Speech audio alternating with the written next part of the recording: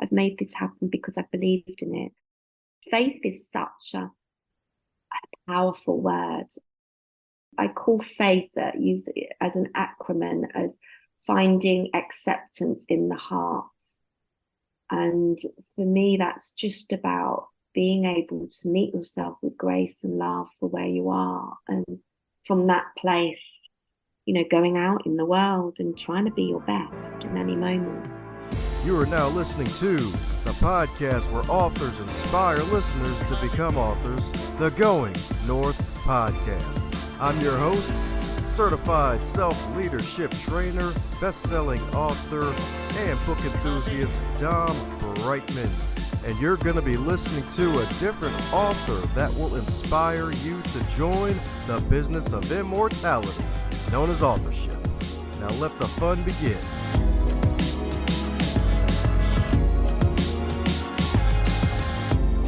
Another review coming at you from another happy listener, and this one is a 5-star review titled Hilarious and Insightful with Superb Guidance for Authors.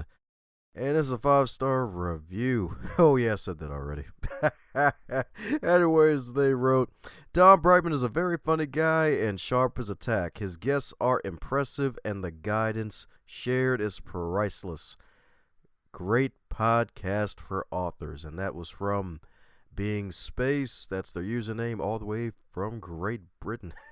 So thanks a bunch, Being Space, for leaving that review. And if you like something about the show, be sure to let us know by leaving a review on Apple Podcasts or by heading to our website, goingnorthpodcast.com, and leave a review so we can highlight it on a future episode.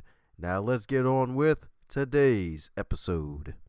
And today on the Highlight Reel Builder for Authors, known as the Going North Podcast, we got another super special, awesome human for you today. And it's the era of returning guests once again, y'all. So that means the lights are still on. Thanks for all the folks who support the show and keep the show going north. All the puns intended here, because we got a double D in the building, baby. Because you may remember this lovely lady's voice from the first year of the show. She was actually one of our special edition first year anniversary episodes of the show, and now we're in year 6 going on year 7, and she's grown even more, because today's lovely lady who we got coming back in the podcast house is all the way from the UK, and she is now in the UK, at least for good, at least for good for now, since she spent some time in Bali, old decade.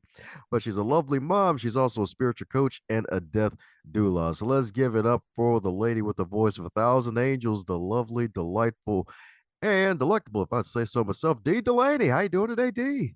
I'm good. Wow, that's a beautiful introduction. The voice of 1,000 angels. Oh, thank you. Wow, I like that. I'm going to steal that one. Oh, I'm very good. I'm, much to my surprise, I'm back in the UK.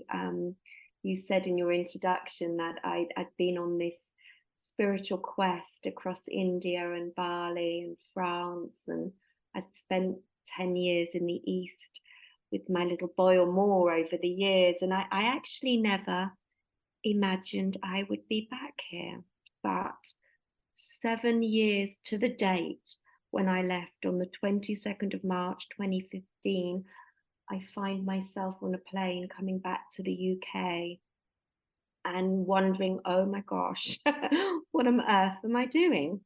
But here I am, and in that time, as you said, I revisited my trilogy of books, what is called The Truth is Within. There are 3 books.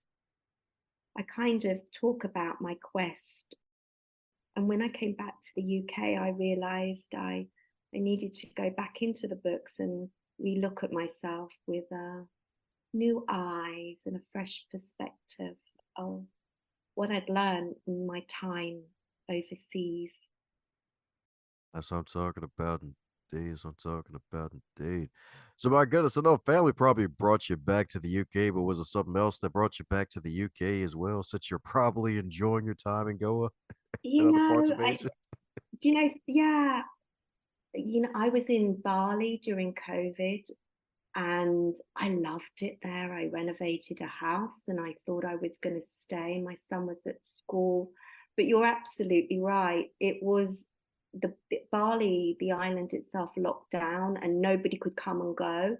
So for 2.5 years, I didn't get to see my family physically. And I think I realized I had a lot of time to think, to just be. And I realized that, when the chips are down, what really counts, and it is friends and family. And they were all due to come to see me, but then they had to cancel their flights. And from the UK to Bali, I mean, it really is the other side of the world. It's 16 hours.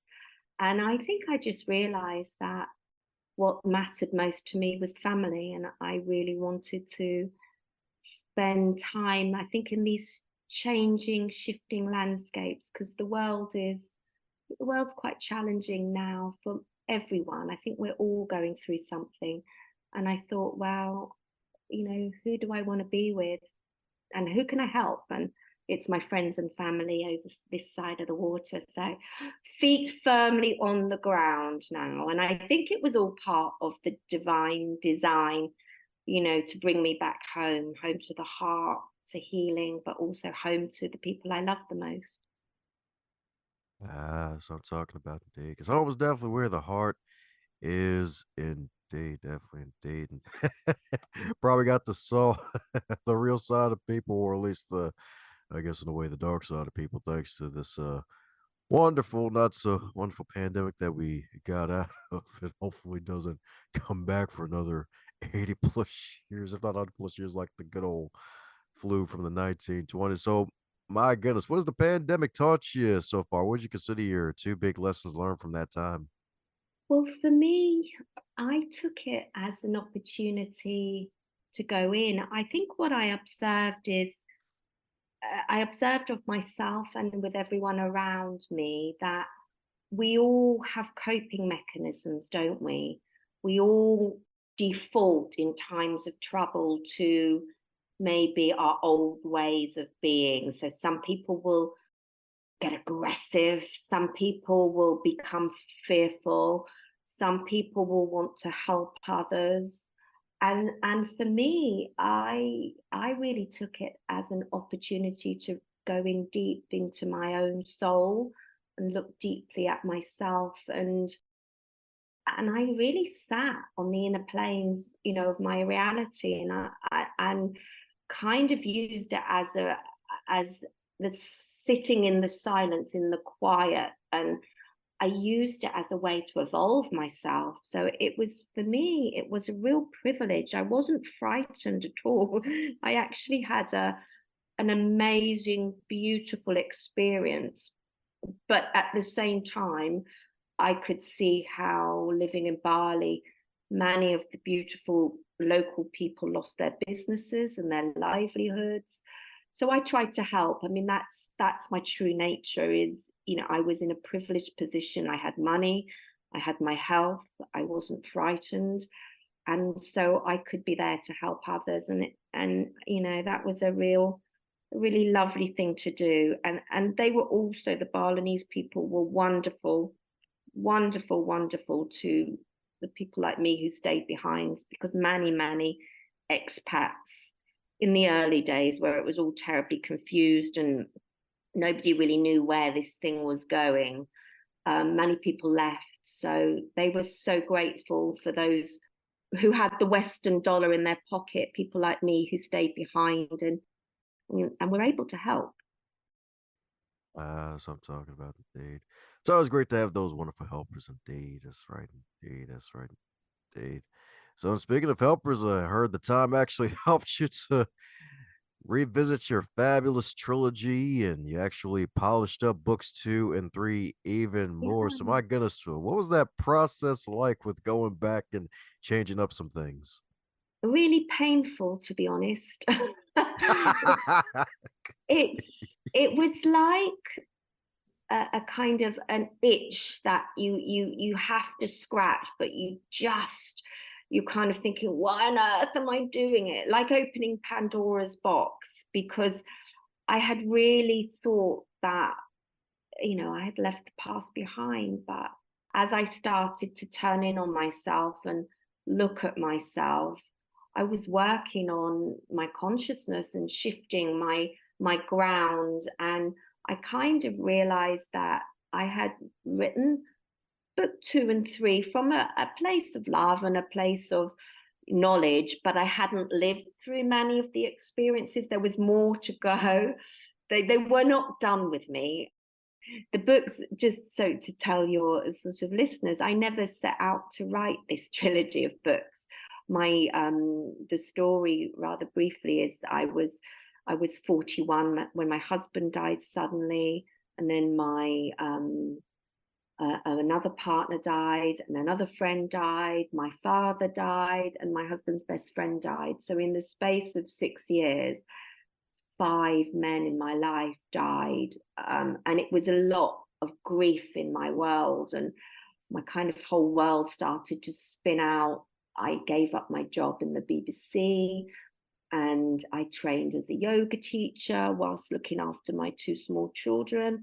And then one day I was doing lots of self-help work and spiritual work, if you like, but none of it was working.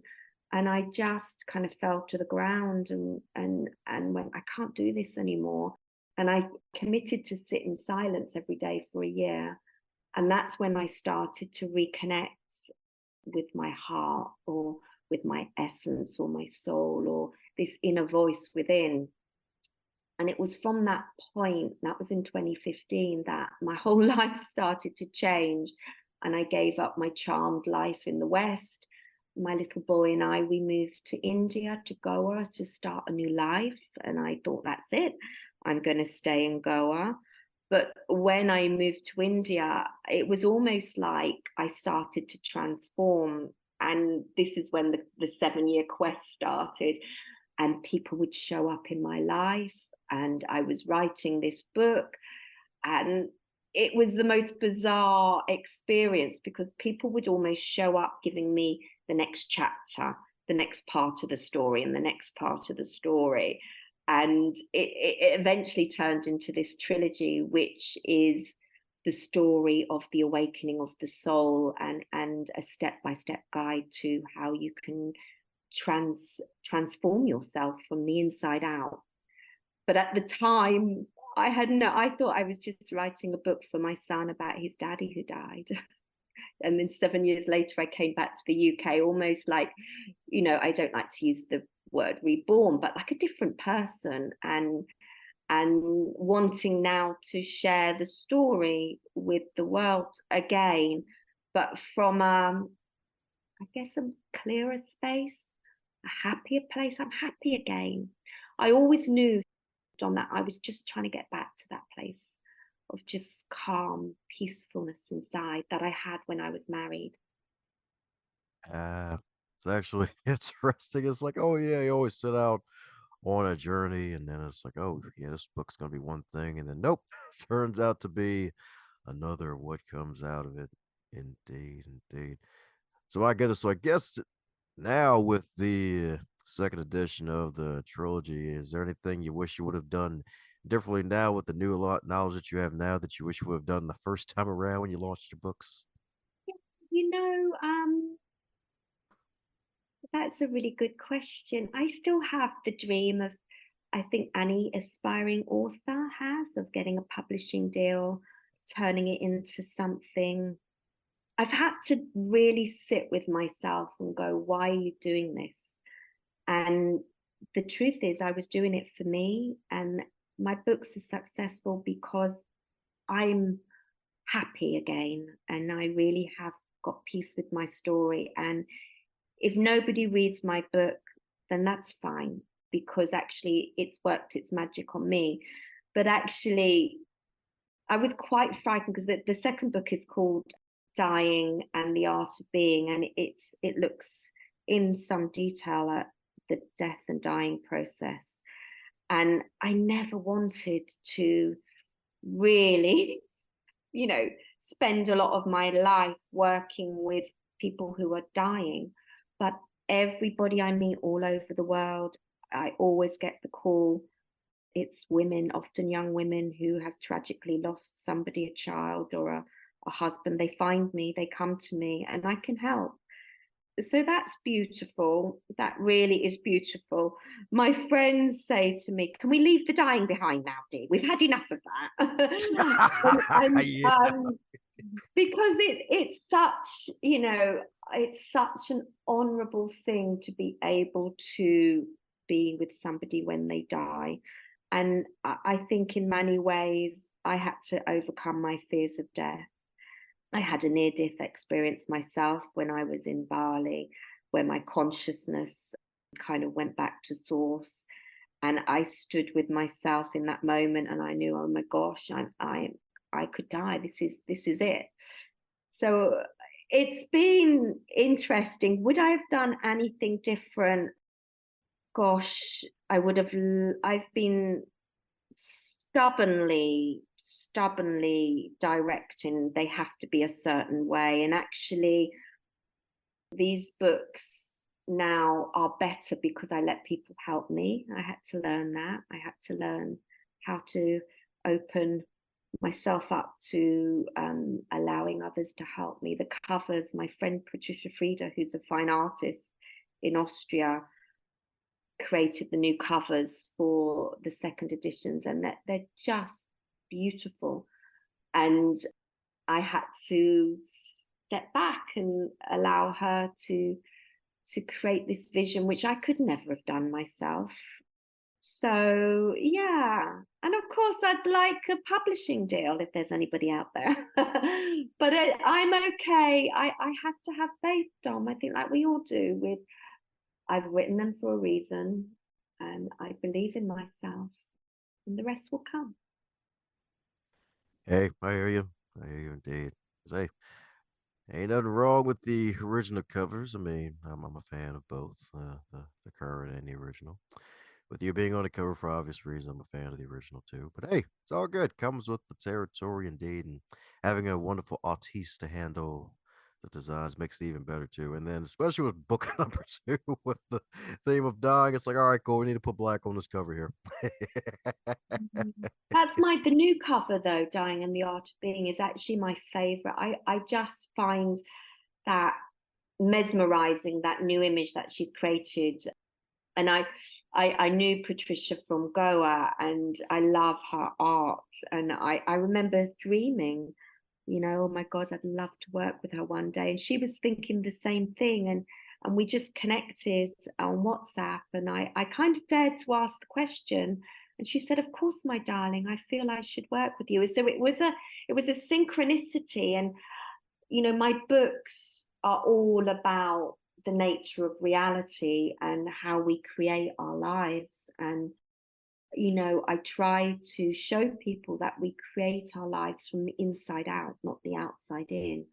And by that, I mean, when we are open to dreaming and visioning and believing in ourselves and holding that intention and putting energy behind it, we make manifest our lives, our world. So I think in many ways I've had to walk my talk, and so many times things have happened where I've gone, oh my God, I thought about that a few years ago, and now it's coming to me, and now it's coming to me because the time is right. And so, and just with working with Patricia, it's just another one of those examples that, wow, this has come so, I've made this happen because I believed in it. Faith is such a powerful word. I call faith, that use it as an acronym, as finding acceptance in the heart. And for me, that's just about being able to meet yourself with grace and love for where you are. And from that place, going out in the world and trying to be your best in any moment. Ah, so I'm talking about indeed. So I'm talking about indeed. Well, hey, I guess some of your friends like, hey, we're done with the dying here. Let's talk about some living. So, if I'm not mistaken, you're also a spiritual coach, right? Well, I've been coaching kind of people all the way through when, people find me often when they're going through a hardship, really struggling. I'll get the call, Dee, can you help? But it's not something that I do as a service, helping people as opposed to charging for it. I'm not entirely sure that I'm going to follow that path. I don't know, Dom, yet. That hasn't come to me. At the moment, I've written these 3, and then I've got a 4th book, which is a short story. It's called The Golden Rose, and I would like it illustrated. So that's written. It's a very small book, and I'm currently writing a novel, which is autofiction, about a 50-something widow who comes back to the UK after a spiritual quest. You can see the direction I'm going, wondering what the hell she's doing. And it's actually the book that all my best friends want. They're like, we want the funny book, Dee. We want the book where, you can take fun of yourself, make fun of yourself, but also bring in some of these beautiful messages. Like I liken myself as kind of the Bridget Jones of the spiritual world, like a bumbling fool. I don't really know what I'm doing, but I've got a good heart and I try my best. So that book is it's more commercial. I see it very much being a film, a 3-part film, but it makes me laugh when I'm writing it. So that's there's a good vibe behind it, and I think people love to be entertained, don't they? And I think sometimes what I've learned is we can put some of this wisdom into something that's highly entertaining, but it's still there. We're not distilling it as such. So my focus is more in that direction right now. Ah, sweet. Well, definitely got to have you back on when they are close to publishing, if not being published. Already indeed. And the Golden Rose Illustrators, is that going to be something for the kids? Yeah, well, it's actually, it's not for the children, although I write it from a very childlike perspective. But no, I actually see it as being almost like an audio and a book, but also visuals, almost incorporating sound, images, almost like an interactive installation, actually. I can see it being quite alive. That's the vision for it. I just need to make it happen, or kind of put it out there, invite people to come and work with me to make it happen. Because again, I created these 10 ways to live in divine union, and the story of the Golden Rose incorporates that. That's the essence of the story. Like, here's a template for connecting to your higher heart and higher mind. And it starts with sitting in silence, and then this understanding that we're all connected and that we're a ripple in the universe. And so it's a playful piece. But yeah, it's not for children, it's for big children like us. Yeah, me lucky indeed. Actually, funny enough, that actually reminds me of funny enough, a guest whose episode actually should be out before this one, August Turek. He actually had an experience with a monk named Brother John that actually became an illustrated book and it won awards. So yeah, it might sounds like it might be something like that, something with great artwork, something that'll take you on a wonderful Yeah, journey indeed. yeah. There's something about the images working alongside word. Of course, it brings things to life, but also the voice. The voice along. Many people keep asking me, could I do audio books? When am I gonna? I'm actually quite shy, believe it or not, for somebody who exposes their whole life in books. But I feel like I hide behind the written word, and I'm comfortable with that.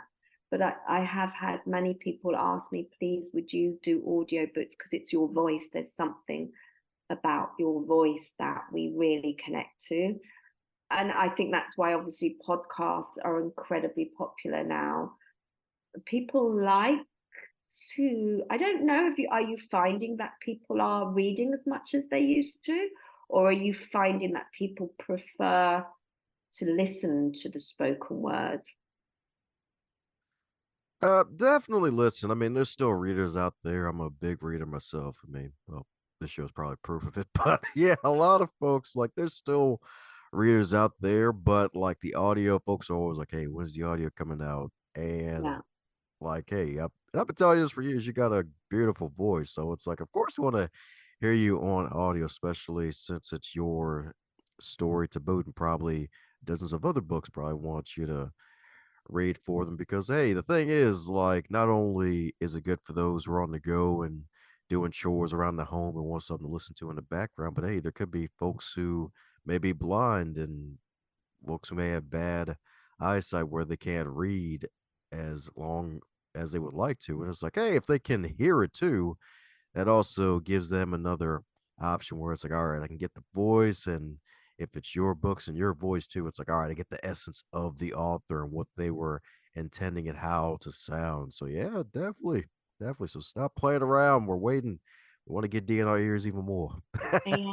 You know, the funny thing is, and I thank you for saying I have a lovely voice, but I used to really not like my voice. I used to be quite shy about my voice. So it to me it surprises me when people say, "Oh my gosh, you've got a lovely voice." I'm like, "Really?" Because you know, in the UK, there's people have very many different tones to their voice, should we say, and I have quite a high pitched tone. And I used to always think I sounded a bit squeaky. So it's funny, isn't it, how we can be critical of ourselves. Maybe that's just a very British thing. But I'm trying to learn to, you know, one of my friends says, turn the inner critic into the inner cheerleader. And I like that, you know, it's rather than pick at what you don't like, work on it to make it something that you do really like. So I'm learning that. And I'm trying not to be so shy. My friends would say you're not shy, but that's because I know them really well. But I think in, you know, going out into the world and, you know, sharing my stories and my books, you know, it I think when you're reasonably humble, you know, it's quite a challenge to promote yourself and market yourself, I find. Hey, it's all good. We're actually both in the same boat in that regard because fe- I for, I forgot what they called the study, but the fact that we tend to be our own worst critics, especially with our voices, because I used to hate hearing my own voice too, especially when I had to learn a particular role for a church play, and I basically went to sleep with me here reciting all my lines over and over again. And I'd say around 5 hours in, I just woke up through my headphones on the other side of the room, like, I'm tired of hearing myself freaking talk. And it's like with a lot of people, it's like like folks hear something totally different, but when we hear ourselves, it seems to be a little jarring. So you're not alone in that boat. It's a lot of people actually. Yeah. I'm really I get many requests to do the Facebook lives and I'm like, oh no, please. But it's because I have a background in marketing and advertising, so I did that for years. And it's very easy to do that when you're selling someone else's product. But when you're the product, you you kind of go, no, I don't want to do it for myself. You know, when obviously, you know, you need to, you know, or one needs to. So I think I'm still old school. I'm still a little bit like word of mouth. I like that. I like to just think, oh, people will just hear about me magically somehow. And Yeah, yeah, that's still out there, but hey, maybe you have to create an alternate version of D, kind of like the whole Beyonce Sasha Fierce thing. It's like, hey, maybe you have to make a D Fierce or something like that. yeah, you know, that's really interesting. And I actually think, you know, that's really interesting you say that because I think these books are like an upgrade on the first editions, and so am I. And I think there is a new confidence, and I they've been so, you know, really well received, because I think I have that confidence now that perhaps I didn't have before. And that confidence is like a golden currency. It takes you far, you know, it really, really does. And I think I do have that now, and my son is now slightly older, so I have more time to devote to, you know, I guess my passion of trying to get my books out into a wider audience. So it's my time now, Dom. Mhm. And besides, that shot thing might be holding you back. You gotta stop saying that. Time to program your mind and be like, hey, I'm freaking delightful, confident, fabulous. That's right, indeed. Yeah, Folks think I'm mesmerizing. Like, you gotta do something so that way you can get it out of you, because that might actually also be holding you back too, indeed, because we are what we hear ourselves talk and call ourselves. So it's like, oh no, if you call yourself shy, it's like, oh, she'll stay in her turtle shell. But if she's like, yeah, hey, I'm freaking confident, she'll come out the shell. She'll be yeah. full peacock. Oh, full figure. That's true. That's true. I have this lovely saying. When I you know, when you're talking about others, or I always have this thing like, when there's one finger pointing out, there's always three pointing at you. So those words are coming back to you. But we have to catch ourselves sometimes and laugh at ourselves and go, oh my gosh, you know, um, we shouldn't block our blessings. You're right. So thank you for that. I'm going to catch myself when I use that word again. Go, no, I'm not. And besides, the first edition had you on the cover of your book. Ain't no shy person putting themselves on the cover of their own book. That's true. That's true. Well, they're memoirs, so I figured people needed to see me. Spiritual memoirs, but yeah. How about you? Are you writing some more? Yes, ma'am, indeed. Hopefully, it'll be out by the time this episode comes out. It'll be the book that's been in works for 3+ years. True North Mike, 21 Tips to Start a Successful Podcast and Expand Your Influence. It's going to be book number 3, the third solo book, anyway, for me. So, yep, Oh, definitely. congratulations. Oh, well, thank you, indeed. That's right, indeed. Definitely don't want to rest on my laurels, kind of like yourself. Don't want to rest on my laurels. Like, hey, different D, different Dom, a different D. All the Yeah, letters, yeah, all the yeah, D's. indeed. Right, indeed. So, my goodness, I heard you mention 10 magical steps a couple times. So, mind sharing the first 3 for those who need to dive in all 10? Oh, I'm gonna, I find I should remember these off the top of my head, and I've got my book up.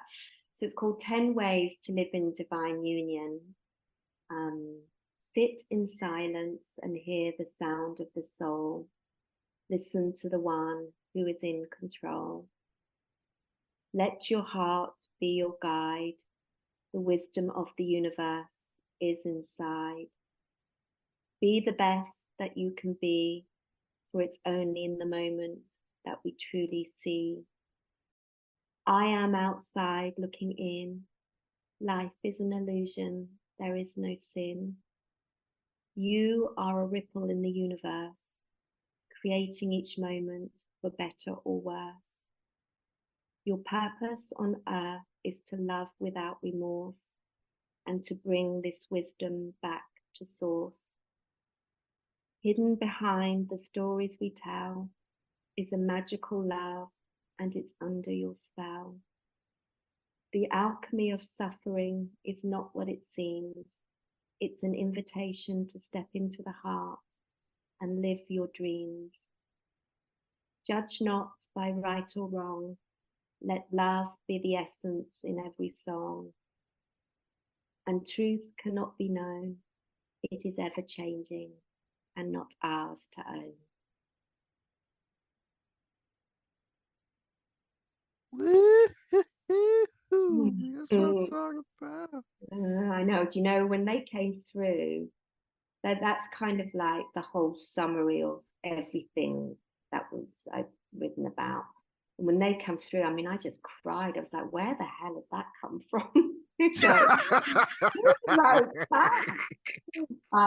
Because they're such, they're spiritual teachings of like where my, you know, and even now when I read them, there's an energy and a power and beauty and oh, I don't know, they just blow me away every time I read them. I'm like, wow, wow, did you write that?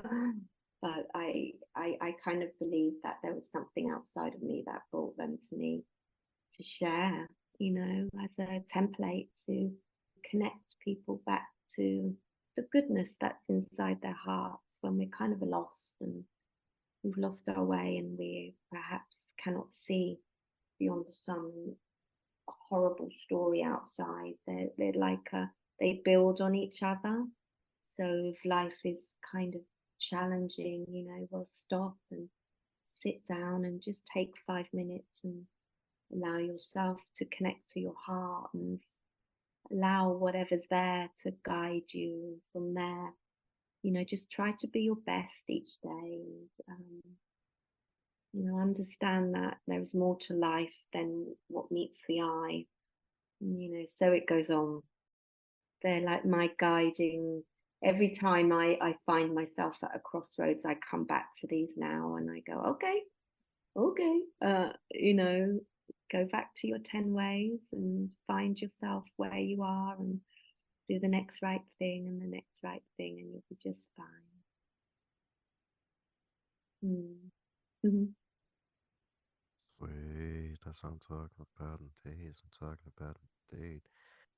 So, since you've been on interviews before and you're probably gonna be doing a bunch of them again, is there a question that you wish folks would ask you more often when you're on interviews like this? Think, gosh, what do I call myself, I call my book spiritual memoirs, but I think, you know, people have a strange idea about what spirituality is. So I guess it would be that, you know, what do I consider it to be?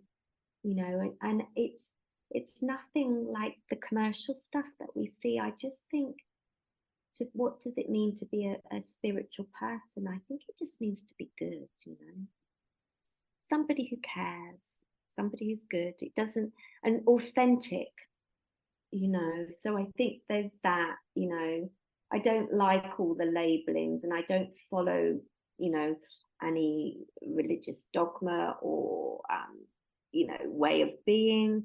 But I think it's that, you know, what does spirituality mean to you? What does it mean to you, John?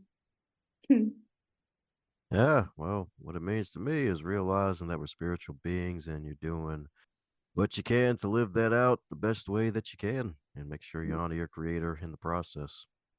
Yeah, it's I think we're living in interesting times because I think that perhaps many people are disillusioned by believing that there is anything more than, you know, human beings in flesh and bones, given the state of the world, if you like. It's such an interesting, I think that the invitation right now is to everyone to turn inwards. And for me, it's about love. You know, where does love come from? It comes from inside, doesn't it?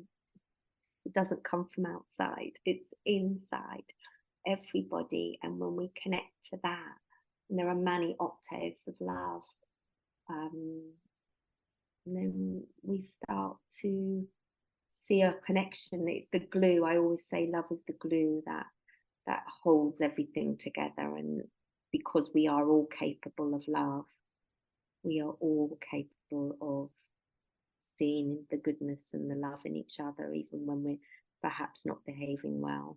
So that's right, even the naughty people. Let me stop. I think that's been a really interesting, for me, growth area of growth, when my natural way of being is to perhaps suppress things and go inwards and be very quiet, whereas other people act out. And one of those right or wrong, well, if someone's vocal and acting out, does that make them wrong? Well, not necessarily, no. But it's a big debate I've had to have with myself because there's a middle ground, isn't there? Like, sometimes those who are very loving and kind almost keep themselves out of the battleground, and they need to stand up more, and perhaps those who are more vocal and act out perhaps need to retreat a little bit more. And then we all find a place of peace in the middle ground, don't we then? That middle ground indeed. The peanut butter and jelly. That's such an American peanut butter and jelly. We call jelly jam here. Peanut butter and jam. Have you heard of that? Jam. Yes, ma'am, I have. I remember one yes from the UK in the past. She's not a fan of the the PB and jam. Yeah, we have another thing here called Marmite. Have you heard of Marmite? There we go. That's what the sub. There we go. Marmite. I've never had Marmite though, but Oh, I've heard good things. it's very divisive. We say that we have a saying that goes, "You're a bit like Marmite," because that means you either love it or hate it. It's one of those things that you either love because it's a yeast extract, so it's quite salty. It's not sweet in any way, and people either love it or hate it. So that's one of a great British saying, "You're a bit like Marmite." People will either love you or hate you. I've been called Marmite many times. I love Marmite though, so fortunately for me, I'm a lover of it. But each to their own. And I love me some D, so I guess I'm on the good side of the Marmite then. Oh, bless you, John. Well, I really appreciate connecting again. It's lovely to hear your voice and to be here with you. Thank you so much for supporting me. Oh, my pleasure indeed. Funny enough, since we got on food, I got to ask you this question. So, if your fabulous book trilogy, The Truth is Within, second edition, if it were a food, what would it be and why? Oh gosh, it would be very specifically, so it'll have to be 3 courses. The first would be I guess like a prawn salad, like a prawn cocktail starter. The second course would be sea bass with some lemon sauce and some green vegetables. And the third course would be lemon tart with clotted cream. And I'd have to have a fourth course, which I'm afraid, because I'm greedy, would have to be some coffee and some truffles and some beautiful crisp white wine. I've actually do this. You can see I've rehearsed this very well. Do you know what? I actually do this conversation with people with what would be your last supper? That would be. Dang. So I've thought about it a lot. It would be what would I like to eat if it was that final day? And yeah, but coffee, I love coffee, and I'm a terrible coffee snob, and like I like it in a very specific way. So I'd have to make my own, but it'd have to be followed by coffee as well. There you are. What would be yours? Well, book three, I guess we'll call that one when it comes out. We'll go with pizza because hey, who doesn't really like pizza like that? It's a nice little circle. Microphones are shaped like a circle at the tip, so you know. Thin crust or a deep pan? Let's see here. Go with thin crust because the book isn't going to be ultra huge. It's not going to be thick and stuffed. So I want folks to be able to actually take action after reading it. Don't want to bore them. Plus, Yeah, folks' attention spans are so bad now too. So yeah. That's true. That's true. Do you know, I've actually, yeah, I found the last couple of years quite a challenge to read, but I'm looking forward. I'm off to India in a few weeks for a month, which will be super interesting because a fair chunk of the story is set where I used to live, and I'm going back there. So and maybe I'll pick up some reading material there and enjoy some beach time, and reading books will be amazing. There you go. Some beach reads and some tan action. You'll love to see it. You'll love to see it. Well, we're coming down to the magical question reserved for guests who make it back for round two. And that is, if you're called to give the final keynote speech of your life, you got 90 minutes to talk to all 8 billion people on earth, and they will replay this speech for generations to come. What would be the message of that talk, and what would be the main points of that message? The main point would be, I sum everything up by do good, be good, keep the faith, and have fun. That's the meaning of life. That's it. Woohoo! That's right, indeed. She's all about being cool. And obviously you determine what good is. But yeah, I mean, life's for living. Life's for living. You make your own luck. Be kind. I like to say mankind is becoming kind man. We need to be kind to each other. Do your best. Love your neighbor. Treat yourself well and have fun. I mean, we're also here to have fun. I like to, I think when we write books and we can be, wanting to help others, we can be a little serious with ourselves, but we must not forget to have fun. There's great pleasures in life, in the simple things, just going out walking on a beach or playing with the kids or having a beer with your mates. It's essential to enjoy this life you have, because we never know when we take that next breath. And I unfortunately have experienced the endings all too many times, and they no one ever plans when they go out. So I think really just enjoying each day, but reflecting as well. I think I take 5 minutes at the beginning of each day just to kind of set my intention for the day to come, and I do the same before I go to bed. I kind of really am grateful and give thanks, and I kind of have a little navel gaze, what I did well and what I could do better, and what I'm truly grateful for, not to take anything for granted. Not to take anything granted, indeed. That's what I'm talking about, indeed. Well, for those who need to grant the wish of putting more Dee into their life by copying copies of your magical books and keeping up with your journey, what's the best way for folks to do so?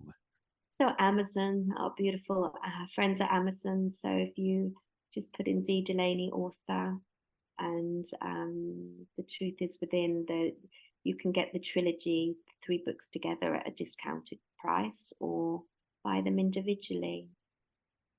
Thank you. Woohoo! My pleasure, indeed. We heard that right, folks. So, copies of Dee's magical book show. That's right, indeed. Add them to your wonderful reading list for 2024. Indeed, it'll be a fun read. It'll be a changing, thought-provoking read. Indeed. So, my goodness, any parting words before we close up shop, Dee? Any parting words? No, I think I just encourage people to take 5 minutes a day. All it needs is just to turn inwards and connect. You're more powerful. We are more powerful than we realize when we make that connection inwards, and just stop and silence. Silence speaks, and when we're willing to sit with ourselves, we have everything we need inside to have the best lives imaginable. We just need to kind of still the mind and stop and go inwards. If you're hearing this part of the episode, that means you're one cool individual. Thanks a bunch for tuning in, and if you enjoyed what you heard, be sure to share it with at least one other person in your network, bonus points for 3. And be sure to check out the backlog too while you're at it, because there are hundreds of wonderful episodes to choose from as well.